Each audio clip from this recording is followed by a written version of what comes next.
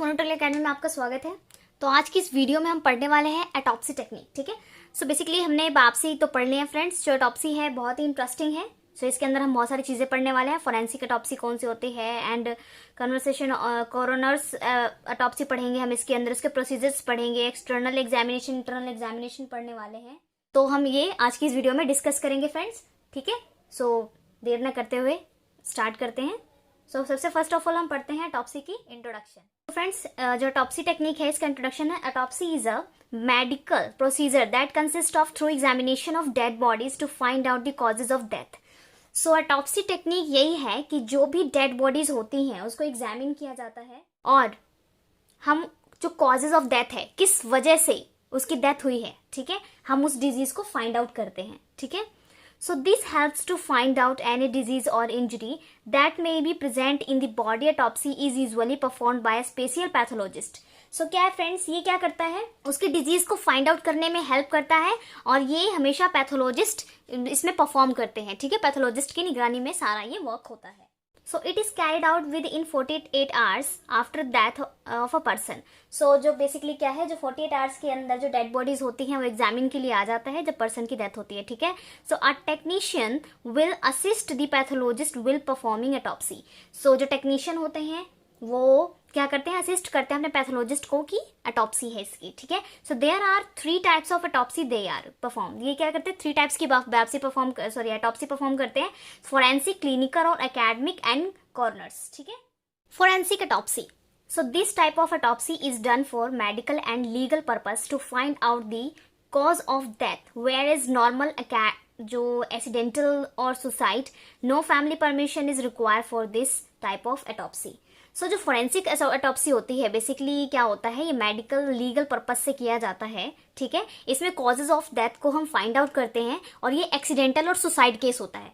Basically आपने देखा होगा कि जो फोरेंसिक ऑटोप्सी होती है बेसिकली जब किसी ने सुसाइड किया होता है या फिर कोई एक्सीडेंटल केस होता है तो उस केस में हम फोरेंसिक लैब में देते हैं ताकि पता चल सके कि उसका एक्सीडेंट किस वजह से हुआ है और कहाँ कहाँ चोट आई है। तो इसमें फैमिली की परमिशन नहीं होती है। ठीक है, इससे जो फोरेंसिक ऑटोप्सी है इसमें फैमिली की परमिशन नहीं होती है। क्लिनिकल और एकेडमिक ऑटोप्सी। अब फ्रेंड्स क्लिनिकल और जो एकेडमिक ऑटोप्सी है, this type of autopsy needs family permission, so it is done in hospital from the study of and research purpose. so जो क्लिनिकल और एकेडमिक ऑटोप्सी होती है basically आपने जब स्टडी किया होगा तो आपने देखा होगा कि आप कई चीज़ों पे अपना जो है रिसर्च करते हैं, देखते हैं कि कैसे कैसे एग्जामिनेशन किया जाता है, किस तरह से। तो उस चीज़ के लिए जो ऑटोप्सी है उसके लिए फैमिली की परमिशन बहुत ज़रूरी है। ठीक है, सो इसको हॉस्पिटल में ही परफॉर्म किया जाता है रिसर्च पर्पज के लिए। ठीक है फ्रेंड्स, सो एक कॉर्नर ऑटोप्सी होती है हमारी थर्ड। कॉर्नर ऑटोप्सी, जो कॉर्नर ऑटोप्सी है, this type of autopsy is done with the permission of the medical examiner. So जो कॉर्नर होते हैं बेसिकली मेडिकल एग्जामिनर होते हैं तो उनकी परमिशन के बिना हम ये कॉर्नर ऑटोप्सी नहीं कर पाते। So this is mostly done in communicable disease like HIV और hospital death occurring within 24 hours of admission और within 24 hours after a major surgical procedure. So क्या है फ्रेंड्स, जो बेसिकली हम corner autopsy कर रहे हैं ये कम्युनिकेबल डिजीजेस हो सकते हैं। जैसे कि अगर किसी की डेथ हुई है तो क्या होता है कि जो एक्सपोजर होने के चांसेस ज़्यादा होते हैं उस केस में। तो जो HIV and hospital death occurring होती है HIV की और जो 24 आवर्स में होती है तो उसको जो मेजर सर्जिकल प्रोसीजर होता है basically, so it is also helps to find out the mechanism of death, the causes of death etcetera. ठीक है फ्रेंड्स, तो अब पढ़ते हैं हम इसका प्रोसीजर, ऑटोप्सी टेक्निक का procedure. When the request for autopsy is resigned, the technician should get ready within following things.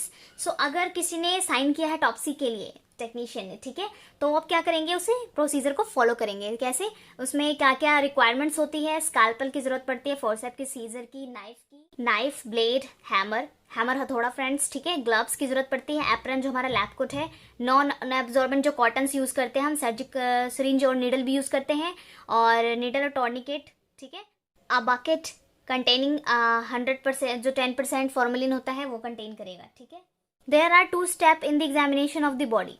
They are तो 2 टाइप की एग्जामिनेशन हम डेड बॉडी के अंदर कर रहे हैं, एक एक्सटर्नल एग्जामिनेशन, एक इंटरनल एग्जामिनेशन। फ्रेंड्स बहुत ही ज़्यादा इंपॉर्टेंट है ये जो एक्सटर्नल एग्जामिनेशन, इंटरनल एग्जामिनेशन है, ये दोनों अलग अलग हैं। तो जो ऑटोप्सी के अंदर है बेसिकली ये बहुत ही इंपॉर्टेंट स्टेप है ठीक है, वाइवा में आपसे पूछा जा सकता है। सो एक्सटर्नल एग्जामिनेशन जो होता है बॉडी का, वो है the body is photographed first. So जो डेड बॉडी है उसकी फोटोग्राफी बहुत इंपॉर्टेंट है फ्रेंड्स। उसकी पोजीशन, उसके कट, कहाँ कहाँ पे चोट लगी है, या फिर किस तरह से उसकी डेथ हुई है, या फिर कौन सा एक्सीडेंटल है, किस तरह से, ठीक है। तो all injuries marks must be noted. जितनी भी इंजरी हुई है उस डेड बॉडी के ऊपर, उसकी बॉडी के ऊपर जितने भी इंजरीज के निशान हैं उसको नोट करना है, ठीक है, मार्क करते हैं हम। And note the kind of clothes of their position in the body before removing for internal examination. So अगर एक्सटर्नल एग्जामिनेशन क्या करेंगे हम, जब कर लिया हमने एक्सटर्नल एग्जामिनेशन, जब इंटरनल एग्जामिनेशन की बारी आएगी तो जो डेड बॉडी ने जो कपड़े पहने हैं उसकी पोजीशन क्या है, ठीक है, किस तरह से उसकी जो हालत है कपड़ों की वो किस तरह की है, तो हमें सारी क्वायरीज अपने पास रखनी है, ठीक है, बिफोर एग्जामिनेशन। तो फ्रेंड्स ये था हमारा external examination. Eye dental status and oral cavity of the dead person should be examine. So eye और जो डेंटल स्टेटस है जो डेड बॉडी का, उसकी ऑरल कैविटी डेड पर्सन की, वो भी हम एग्जामिन करते हैं एक्सटर्नल में, ठीक है। So sample of hair and nails etcetera also collected. So friends basically क्या होता है, जो हमारा डीएनए होता है इनमें प्रेजेंट होता है, हेयर नेल्स को हम कलेक्ट कर लेते हैं, ठीक है। So note the age, sex, hair colour and length, eye colour, birth marks etcetera. So हम ये सारी चीज़ें क्या होती है, एक फॉर्मेट बनाते हैं, हम उसमें सारी चीज़ें नोट करते हैं। उसका एज कितनी है, उसका सेक्स क्या है, मेल है फीमेल है, हेयर कलर कैसा है, उसकी लेंथ कितनी है, आई कलर क्या है, बर्थ मार्क्स है और एक्सेट्रा, ठीक है। So the body is the cleaned, weighted and there for internal examination. So body को क्लीन किया जाता है, वेटेड किया जाता है एंड इंटरनल एग्जामिनेशन के लिए इसको भेज दिया जाता है, ठीक है फ्रेंड्स। सो आप पढ़ते हैं हम internal examination of the autopsy. So जो हमारा इंटरनल एग्जामिनेशन है friends, this consist of examing the internal organ of the body for evidence of the causes of death. So जो इंटरनल एग्जामिनेशन हम किस लिए करते हैं, जो बेसिकली जो एविडेंस है कॉजेज ऑफ डेथ का क्या है, ठीक है, इसलिए हम उसका इंटरनल एग्जामिनेशन बहुत ज़रूरी है। सो इंटरनल एग्जामिनेशन की जो प्रोसेस है मैं आपको वो बताने जा रही हूँ फ्रेंड्स, ध्यान से सुनिएगा। So the chest position of elevated by keeping a body block. So क्या है, हम जो चेस्ट पोजीशन है वो सामने रखना है फ्रेंड्स उसकी, ठीक है। So a large and deep Y shape cut is made from behind each ear up to the neck and cut downward the pubic bone. So आपको जैसे सपोज कीजिए ये डेड बॉडी है, ठीक है, ये सर है, यहाँ डेड बॉडी है,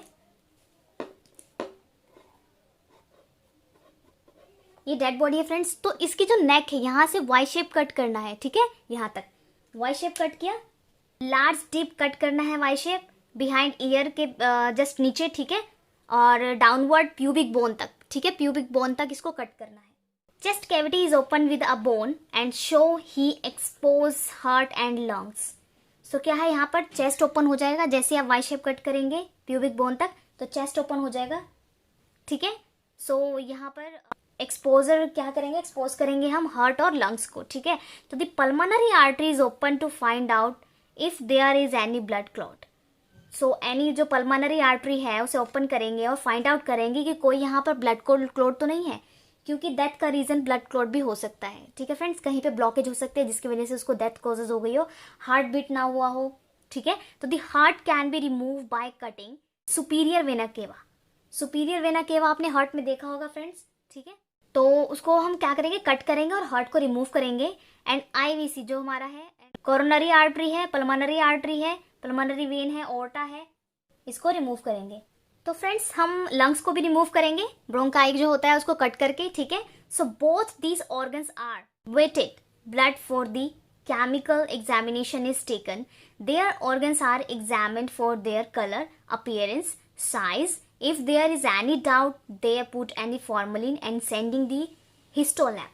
सो फ्रेंड्स क्या होता है, हमने जितने भी ऑर्गन्स अभी तक रिमूव किए हैं उसका वेट करेंगे एंड उसका केमिकल एग्जामिनेशन किया जाता है। अगर उसके कलर में, उसके अपीयरेंस में, उसके साइज में कोई भी चेंजेस आती हैं तो उसको कोई भी डाउट होता है तो जो उसको क्या होता है, हम उसको फॉर्मलिन में डालकर, सैंपल को फॉर्मलिन में डालकर ऑर्गन निकालकर, ठीक है, उसको हम हिस्टोपैथोलॉजी लैब में भेज देते हैं, ठीक है। So the abnormal organs are removed one by one, that is esophagus and duodenum, stomach, intestine, pancreas, spleen and liver. सो कोई भी जो एबनॉर्मल ऑर्गन हो सकता है उसको पूरा का पूरा ऑर्गन रिमूव कर लेते हैं हम और उसको एग्जामिनेशन के लिए भेज देते हैं अगर हमें कुछ डाउट है तो। So the intestine contents are examined carefully, this helps to find out the time of death. So जो इंटेस्टाइन कंसिस्ट करता है बहुत ही एग्जामिन करना पड़ता है, केयरफुली एग्जामिन करना पड़ता है और ये फाइंड आउट जो टाइम ऑफ डेथ है उसको फाइंड आउट करने में हेल्प करता है। So due to the natural of food through the intestine during digestion, the more empty area means the person had gone without a meal before death. अगर काफ़ी time से उस बंदे ने जिसकी डेथ हुई है उसने खाना नहीं खाया है तो जो इंटेस्टाइन का वो एरिया होगा पूरा खाली होगा, ठीक है। उससे पता चल सकता है कि खाना ना खाने की वजह से, ज़्यादा दिन भूखे रहने की वजह से भी उसकी जान जा सकती है, ठीक है। So kidney, urinary, bladder, urethra, ureters and reproductive organs are also detected. So इसमें हमारा किडनी, यूरिनरी, यूरेट्रा वगैरह होते हैं वो भी डिटेक्ट करने में हेल्प करते हैं। The examination of brain, head of elevated a cut from the behind of ear over the crown and head of the point behind the other ear. So ये क्या करते हैं हम, जो ब्रेन है उसको रिमूव करने के लिए हम कट करते हैं, ठीक है। उसके लिए हमें हैमर की जरूरत पड़ती है फ्रेंड्स, ठीक है। तो this scalpel is pulled away from the skull. So हम स्काल्पल को रिमूव करेंगे अपने स्कल से, ठीक है। सो into the two flaps with the front flaps and over the face and the flap over the back of the neck. तो क्या friends, आपने देखा होगा कि आपका जो हेड है फ्रंटियल होता है, लेफ्ट राइट होता है, पीछे ऑसिपिटल होता है, हॉस्पिटल बोन होता है। तो उसको क्या होता है, ओपन करना पड़ता है, ठीक है। फ्रंट फ्लैप ओपन करते हैं, फिर उसके बाद बैक फ्लैप ओपन करते हैं और नियर जो हमारे बैक फ्लैप जो नेक के पास होता है हम उसको ओपन करते हैं। तो this skull is then hammered the cut a saw with the brain taken out after cutting the spinal cord. तो एंड देन एग्जामिन्ड। तो क्या करते हैं हम, जब हम ऊपर स्कैल्पल कट करते हैं तो ब्रेन के साथ हमारा जो स्पाइनल कोड होता है वो भी उसके साथ आ जाता है, ठीक है। उसके साथ हम उसे भी कट कर लेते हैं और उसको एग्जामिन करते हैं, ठीक है। सो फ्रेंड्स, ये था हमारा ऑटोप्सी टेक्निक जो हमने अभी पढ़ा। सो ऑटोप्सी टेक्निक के अंदर हमारा इतना ही है। तो अगर आपको वीडियो अच्छी लगी हो तो इसे लाइक कीजिएगा, फ्रेंड्स को शेयर करना मत भूलिएगा और सब्सक्राइब करना मत भूलिएगा फ्रेंड्स। मिलते हैं नेक्स्ट वीडियो में। अगर ऑटोप्सी टेक्निक के रिगार्डिंग अगर आपके कोई भी क्वेश्चन है, कोई भी डाउट है तो आप क्लियर कर सकते हैं, कमेंट बॉक्स में पूछ सकते हैं फ्रेंड्स। मिलते हैं नेक्स्ट वीडियो में। Thank you so much.